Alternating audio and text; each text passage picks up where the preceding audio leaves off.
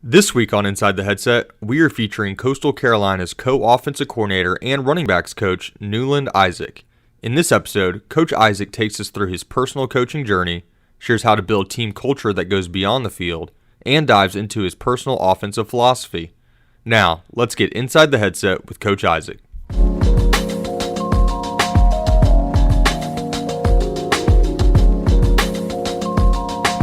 Coach, what's happening, man? How you doing?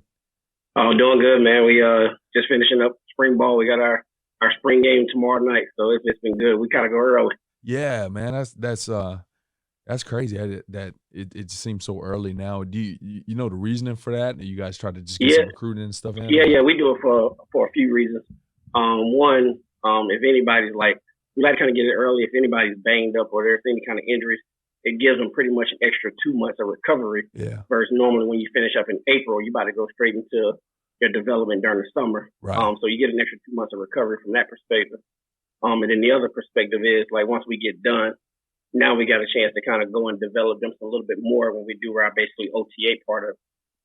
So we take the next 2 months and start doing more OTA stuff, and anything that we kind of need to get cleaned up from the spring, we got 2 months to get it cleaned up. Yeah. Versus finishing the spring and you don't have a chance to clean it up until July or August. Right.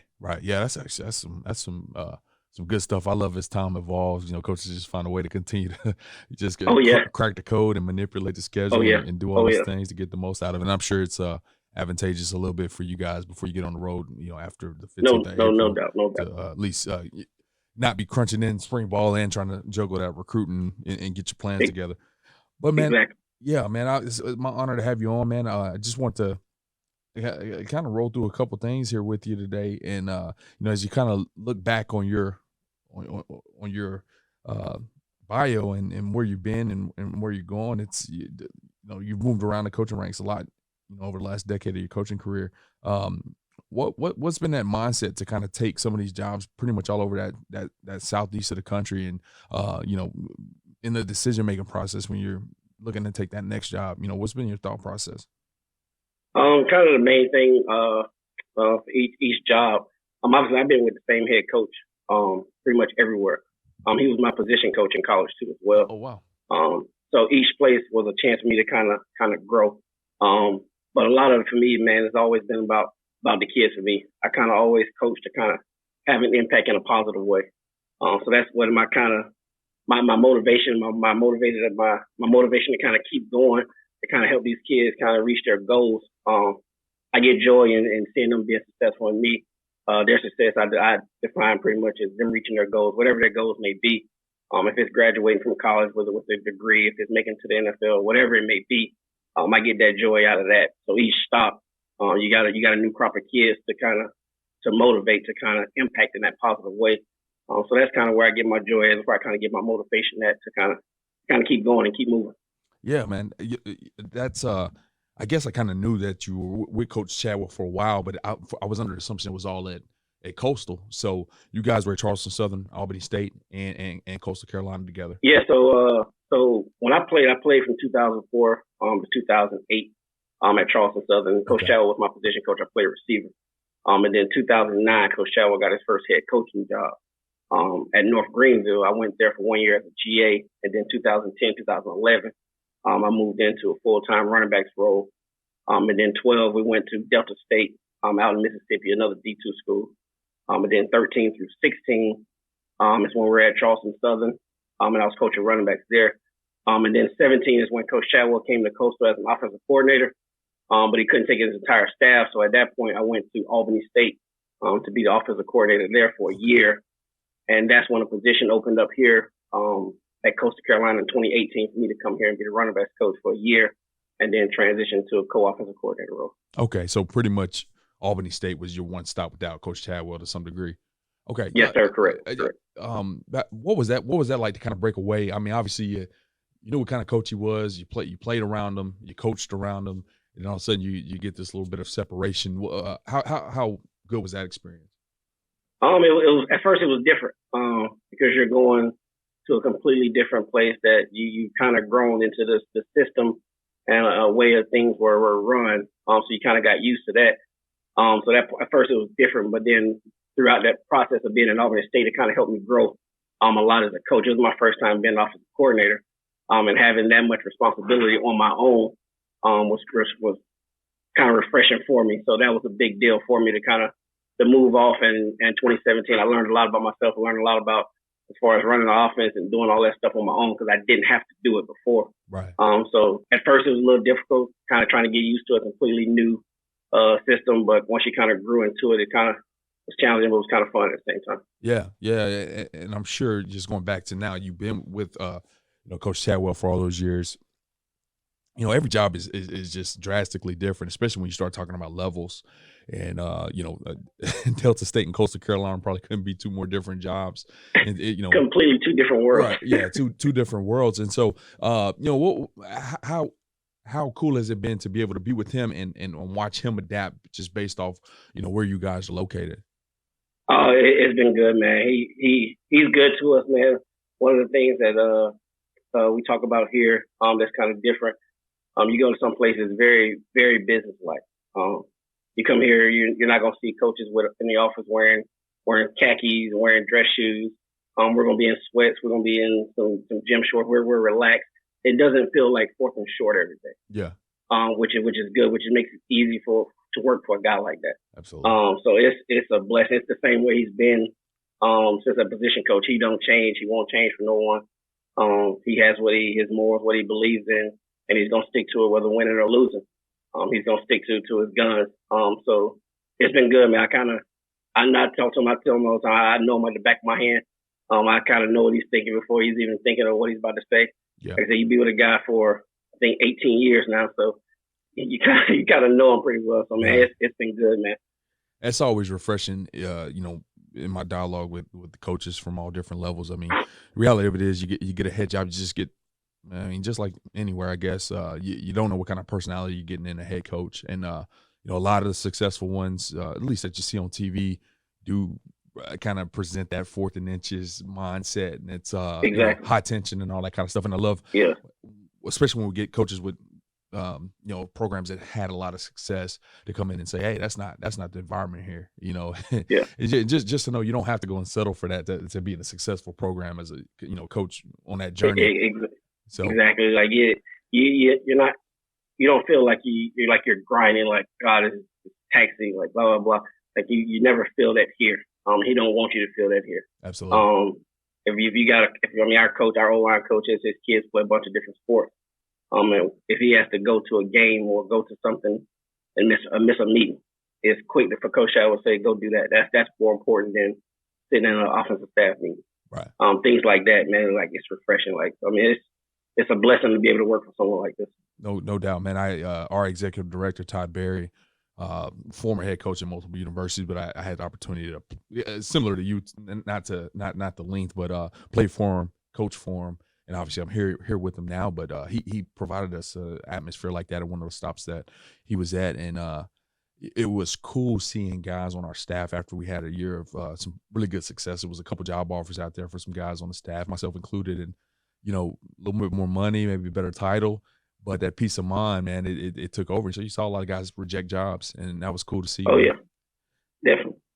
Now, and I'm sure you guys are probably getting some of those calls, and I'm not here to ask about that. But you guys have seen tremendous success over the last couple of years, and what are a few things about that culture that you guys have established at Coastal that has allowed for it to be special and thrive as you transition from the FCS to FBS program? One of the things, our culture, we tell people 100% all the time, where we are successful because of our culture. And our culture has basically three different layers to it. The first part is going to be family. You're going to hear every staff in the country is going to talk about family. Right. But for us, like it's truly that. Like our entire staff, like I said earlier, we've been together since 2009. We watched their kids grow up to being in high school since 2009. So, I mean, it's truly a family atmosphere here. And like I said, it starts with our coaching staff, and it kind of bleeds into our team. And then that other part of it is love. That's one of the things that Coach Chadwell is big on, loving on your kids, making sure they know that you love them. One of the things we do here is we call it CPR time, where you basically take an hour away from football, away from whatever, and you're meeting with your kids individually just to kind of talk about everything that doesn't have to do with football. So they know that you care about them outside. Hey, how's your mom doing? How's your parents doing? How's your girlfriend doing? Blah, blah, blah. Whatever's going on in their life outside of football, we got that hour to spend with them on the schedule every day. So that's huge as far as building our cultures. And then the last thing is like, we have fun. That's what I was saying earlier. We have a good time here. We don't believe that you got to work 20 hours a day to be successful. We don't feel like you got to cuss the kids to be successful. We don't feel like you got to put all that kind of intense pressure on you to be successful. We have a good time in the office. Like I said, that starts with Coach Chadwell. We have fun in here, and we take that to our players and do the same thing with them. And they see the love and the joy that our coaches share amongst each other, and it bleeds into the team. And you kind of see that the way our guys love to play for each other. We're not going to be the most talented team in the Sun Belt. We tell you that we're not going to be the most talented team in the East Division of the Sun Belt. Right. But the reason we're winning is because our kids love to play for each other. They love to play for our coaches, and that just bleeds into them, man. And like I said, you kind of see that throughout a game. All right, and that's the main reason why we're successful and why we are what we are. Well, I appreciate your answer there for two reasons. Number one is, even as you pinpointed out, because I was most likely going to follow up with, you go and ask. Culture is just such a buzzword in our profession, and it's, and I'm not trying to bash any programs, but some programs it's just words on the wall. It's just that hey, you come in, you see that, hey, that's what we're about. We're about family, but they're not about family. You know what I mean? It's yep. the business transactions, it's the wins and losses, the first downs, the production, all that kind of stuff. But just immediately hearing you say how you back that up with family, how you treat each other, and honestly, the other two words, love and fun. I don't think I've ever heard when I talk culture with other coaches. Fun. That's the last thing I've ever heard. But I watch a ton of you guys, and I watch you guys play quite a bit, and it looks fun. Obviously, from an offensive guy that just loves good offensive football, but the kids are enjoying themselves, man. They're running around having a great time, and you can tell that they're playing for something a little bit more than that win and loss. It's no doubt. Now, one of the things here. Go ahead. Go ahead. No, you got it. Yeah, I was about to say one of the things here, man. Me and Coach Corn, we talk about it as our first install meeting, just to kind of bleed more into that, just kind of go a little bit more into that fun. When we're scoring in practice, one of the things we tell them, everybody on offense should be sprinting down in the end zone to celebrate. So you'll watch our practice film and you'll see 50 to 60 guys on offense running down the field to go celebrate in the end zone. And we actually did it one game. We actually got a flag for it. So, we we did it a couple of times at the beginning of the season. We kind of had to calm them down, but not take the fun out of it. Just right. Let them get to the sideline, and then y'all can have a blast on the sideline after the score. So, it's things like that we make sure that they know it's okay to have fun out here. It's not right. We're not trying to grind you. We want you to have a good time. It's still football. It's still a game at the end of the day.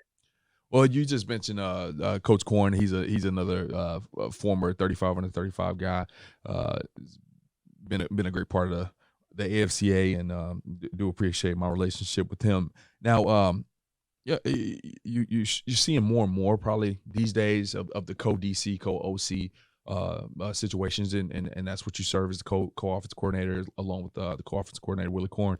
How have you guys been able to collaborate and give and take? Because I know it is a unique relationship whenever you're in those co-coordinator positions. How have you guys been able to collaborate and just create such a high performing offense that's fun to watch, and still be able to have the love, the fun, and not step on each other's toes and all that kind of good stuff? Yeah, I think the main thing that kind of stands out with me and him is there's no egos between us. Yeah. We both got the same end goal at the end of the day. We may disagree on certain calls or whatever it may be, but at the end of the day, we got the same end goal. And I think outside of that, we got a relationship outside of football, right. Which helps. Like I said, Coach Corn was one of our players at North Greenville, so I actually coached him too as well. So like I said, the main thing that kind of keeps us from fashion is that there's no ego. We don't care who gets the spotlight. We don't care who shines. We don't care who gets an award. When I got the award, he's one of the first people that congratulate me and just as happy for me as I was happy for. Vice versa, if something happens like that for him, I'm his biggest cheerleader. So there's no ego between us. So that's the beauty of it. So we can go in there and have our differences between me and him. But once we get to the rest of the staff, I mean, we're on the same page with everything and what we're trying to get across and what we're trying to accomplish. Yeah. So yeah, that's why we're able to kind of have the success that we're having.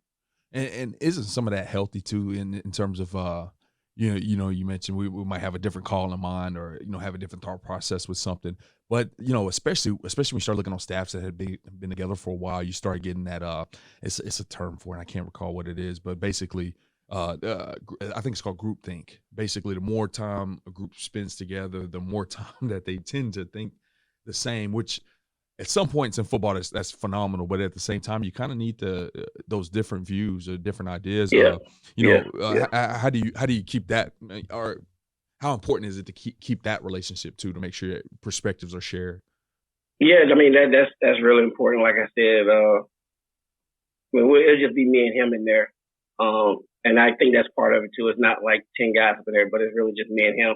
And we'll just go back and forth off the wall, just having an opinion of our own. That's the thing. You still have to be opinionated. You still have to have an opinion. If not, then there's no point in being co-coordinator. Just make somebody else co-coordinator if you're not going to have an opinion. Right. So I think that's important for us to be able to have our own opinion of something and still, at the end of the day, try to get to that same common goal. However we get to it, and we always go back to what are we trying to accomplish?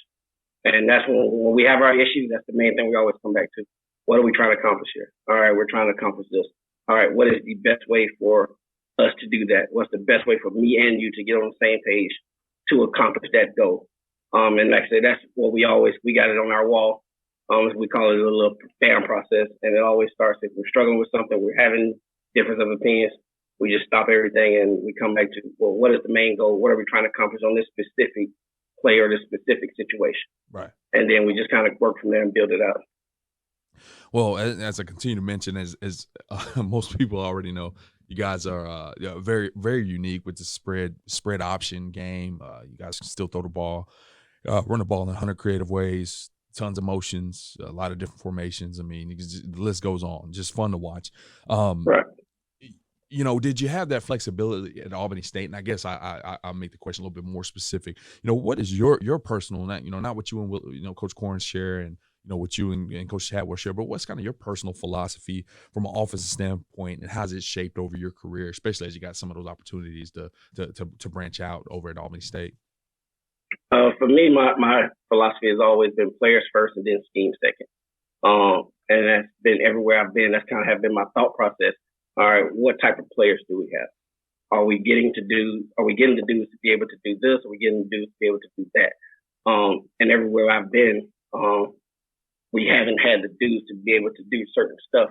So we take what we have and then we start to build that scheme of trying to hide those deficiencies, all right, and also show what the guys are actually good at doing.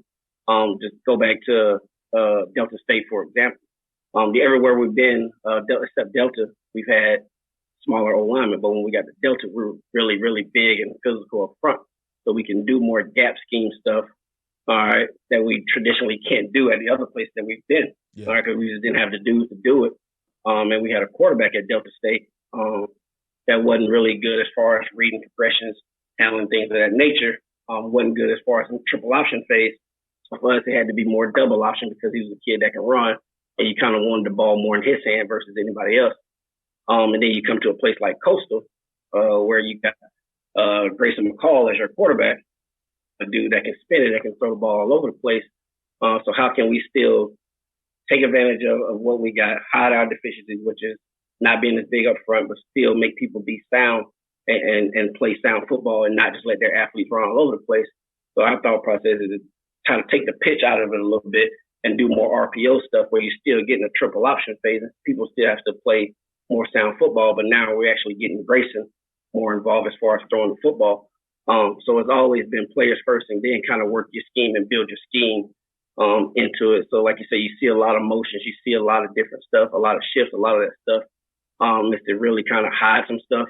All right, but it's also really to give the defense something else to work and something else to think about. Just again, for the same process, to slow those athletes down. We're never going to be the most athletic team in the Sun Belt. So how can we slow down these athletes and make them play at the pace that we want to play and take advantage of some of the things that they're doing to as well? and have to use the motions, use the shifts, Right. use the third option, use the different stuff like that. I love the how you answer that, the thought process that's kind of went into that. And like you said, it shows up on film. And I was in the Sun Belt for 5 years over at ULM, and dealt with the same thing. We were never going to have as many players as the dudes down the road at Lafayette. Unfortunately, when we were at ULM, and sure the heck wasn't going to have the guys you guys had, or App State, or anything like that. And some of the conversation that we had behind closed doors about, how can we be unique? How can we be the Navy? You go and play Navy, is that triple option at one time a year, and that's why they're able to kind of have some of that success. So it's just I love hearing you kind of talk through that. Now, as mentioned, Coach Corum was a 35 under 35 guy. Tight ends coach. Coach Washington was a 35 under 35 guy this past year. Your receivers coach, who just left to West Virginia, was another one of our guys that we kind of acknowledge here at the AFCA. And this year you're named 2021 AFCA FBS Assistant Coach of the Year. What has that honor meant to you? Because I can tell you right now, you guys have meant a ton to us over here in our offices. What has that meant to you, though?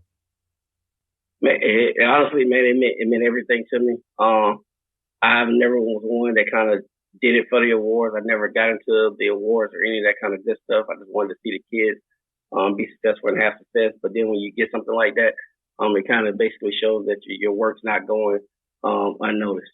People are seeing what you're doing. People appreciate what you're doing. So to me, I mean, it meant a lot. I was proud. It made you feel proud of what you're doing, what you've accomplished.